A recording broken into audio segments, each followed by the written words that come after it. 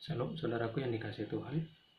Saya berharap di tengah-tengah COVID seperti ini pun kita semua tetap di dalam perlindungan Tuhan, dan saya menghimbau untuk kita tetap menjaga kesehatan dan melakukan apa yang menjadi himbauan dari pemerintah yang disebut dengan new normal saat ini. Kita terus berdoa untuk tim dokter supaya diberi kesehatan, diberi kekuatan, dan juga kita berdoa untuk teman-teman kita yang positif COVID supaya disembuhkan, dan mari kita berdoa supaya angka kematian juga tidak bertambah.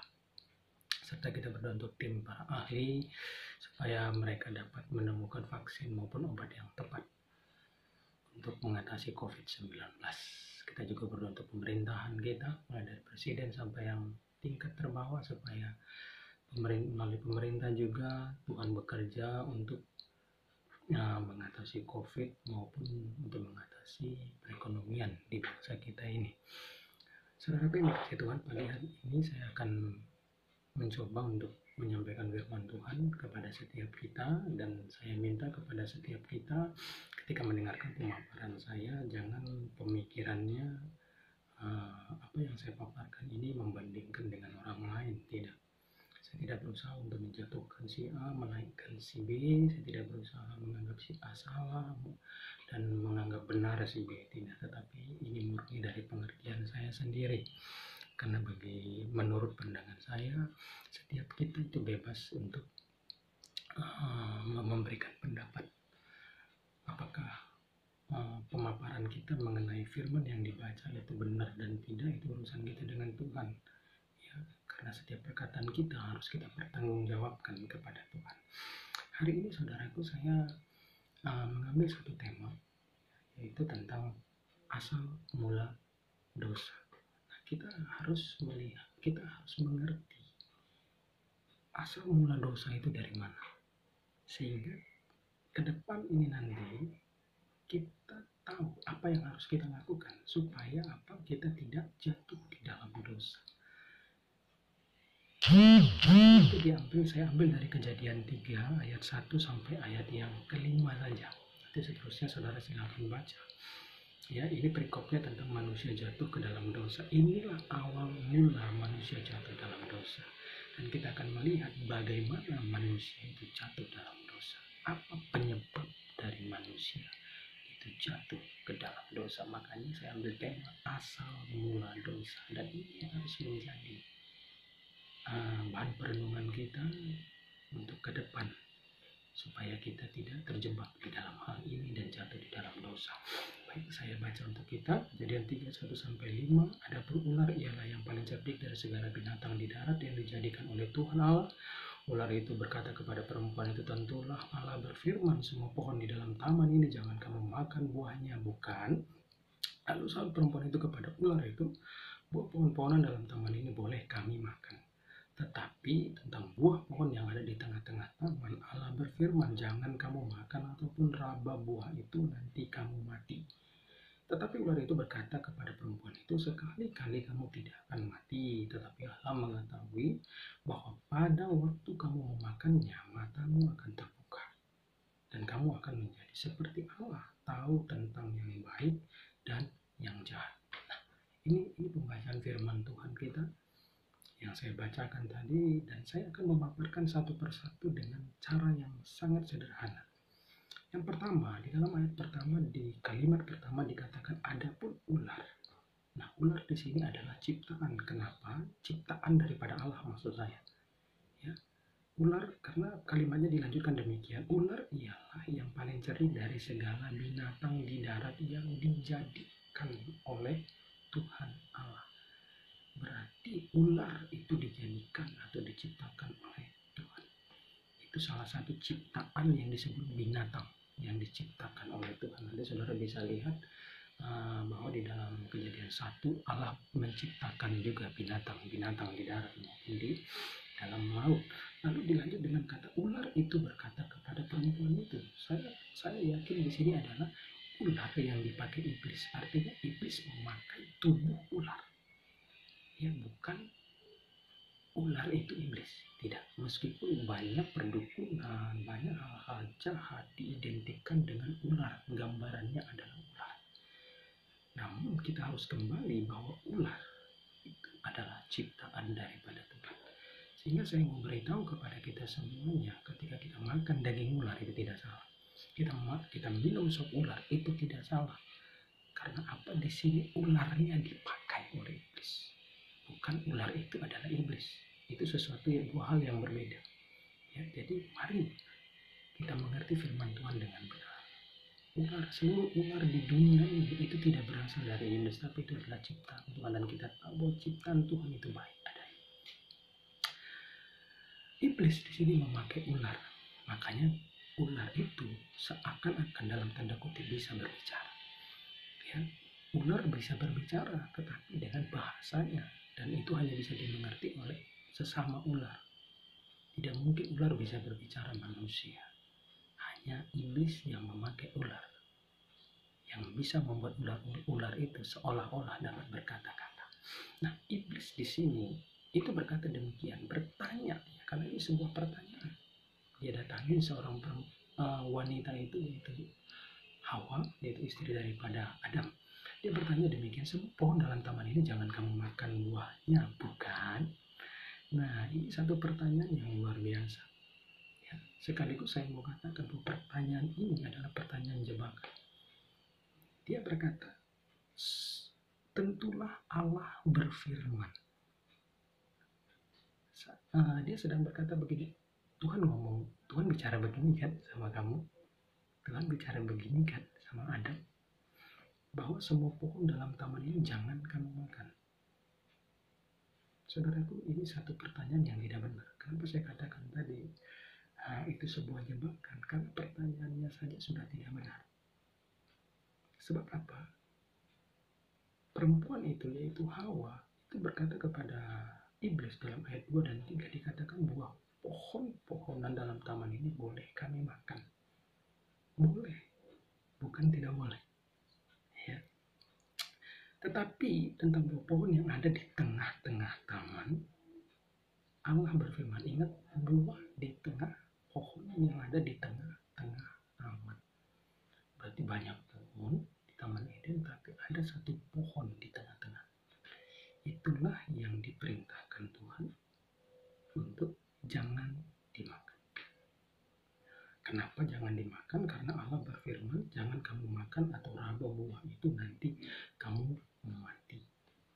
Ya, nanti kamu mati.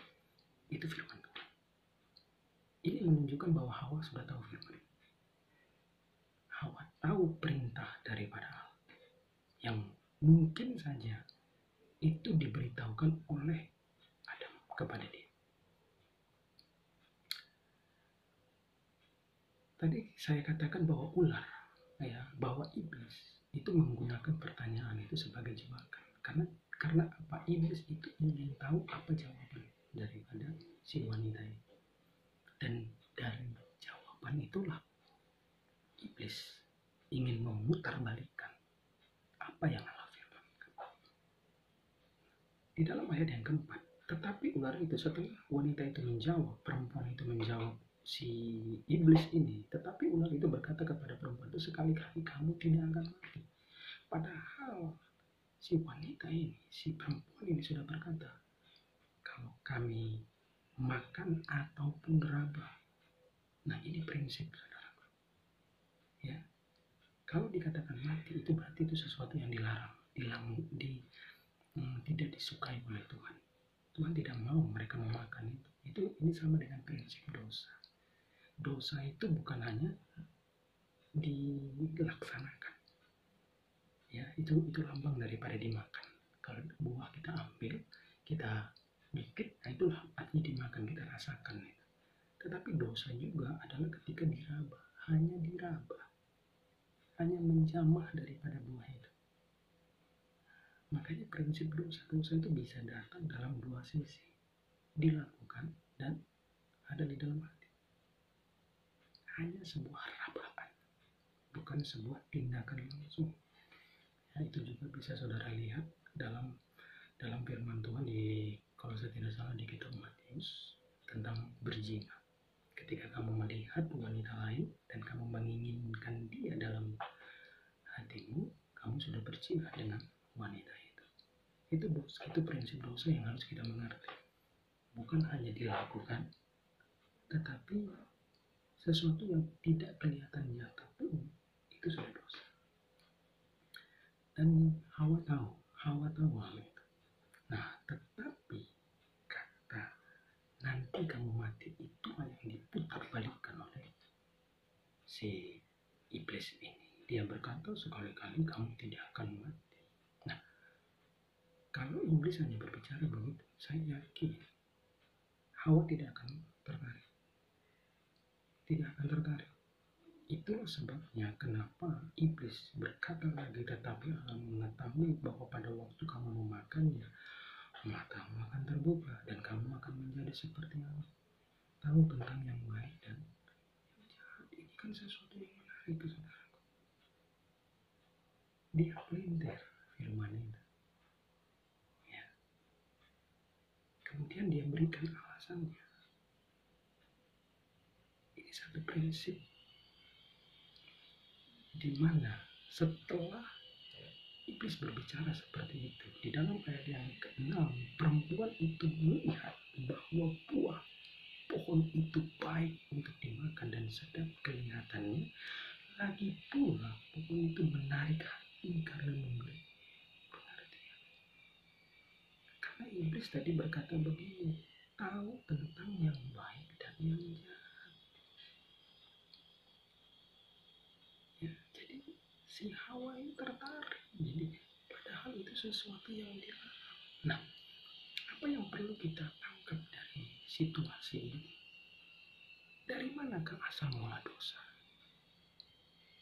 Akar daripada dosa itu bukan keinginan si wanita, ya, tetapi dusta. Dusta adalah akar dari segala dosa. Itulah awalnya. Kita melihat Allah sudah berfirman, jangan kamu makan atau raba kamu mati. Tetapi Iblis berkata, sekali-kali kamu tidak akan mati. Nah, kalau saya beri gambaran sekarang, kita harus berhati-hati juga di dalam mendengarkan firman Tuhan. Ya, karena bisa ayatnya ada, tetapi pengertiannya itu bisa diputar balikan. Sehingga apalagi ketika memutar balikan itu ada hal yang menarik yang diberikan. Nah, ini harus menjadi sesuatu yang kita jaga dalam hidup. Makanya ada ayat Alkitab berkata kita diberi karunia membeda-bedakan roh. Membeda-bedakan roh itu kita bisa tahu ini pengajaran benar dan tidak, dan itu harus kita miliki apalagi di tengah-tengah akhir zaman. Apalagi Tuhan sudah berkata di akhir zaman ini akan muncul nabi palsu, akan muncul yang namanya guru-guru palsu yang mengajar kita bukan seperti kebenaran firman Tuhan. Sehingga kita itu sama tindakannya seperti bagaimana Hawa bertindak. Dia tahu firman, tetapi ketika iblis memutarbalikkan itu, dia justru tidak lagi meyakini apa yang Allah katakan, tetapi dia justru meyakini apa yang iblis katakan. Jangan sampai dalam hidup ini yang kita percaya itu dusta, saudara. Kalau kita percaya dusta, maka langkah hidup kita melanggar firman Tuhan. Kalau kita melanggar firman Tuhan, maka kita hidup di dalam dosa. Inilah renungan singkat untuk kita semuanya. Perlu kita semakin cerdas hari-hari ini. Biarlah kita tidak ditipu oleh dusta. Biarlah kita menjadi orang yang bijak, orang yang terus belajar dan mau taat. Kalau A kata firman, A yang kuat. Jangan sampai kita tertarik dengan hal-hal yang sebenarnya tidak pernah diungkapkan di dalam Alkitab. Kita tertarik kepada pengertian-pengertian yang tidak sebenarnya tertulis di dalam Alkitab. Tuhan Yesus memberkati kita.